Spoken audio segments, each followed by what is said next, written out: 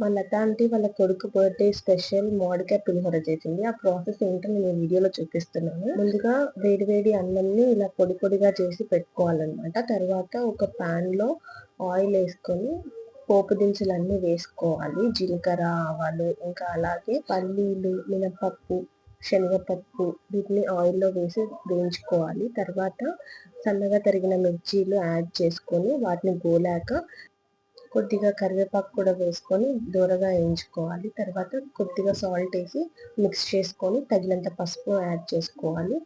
And మీ టేస్ట్కి తగ్గట్టుగా ఇంగువ కూడా యాడ్ చేసుకోవచ్చు. మేము ఇక్కడ ఇంగువ కూడా యాడ్ చేసుకున్నాము. దెన్ ఆ పోపుని మొత్తం మనం ముందుగా పక్కకు పెట్టుకున్న రైస్లో వేసేసి కొద్దిగా సాల్ట్ యాడ్ చేసి బాగా కలుపుకోవాలి. తర్వాత మామిడికాయ తురుము ఉంటుంది కదా, దాన్ని కూడా తగినంత మామిడికాయ తురుముని రైస్లో కొద్ది కొద్దిగా వేసుకుంటూ మిక్స్ చేసుకోవాలి. అంతే, మామిడికాయ పులిహోర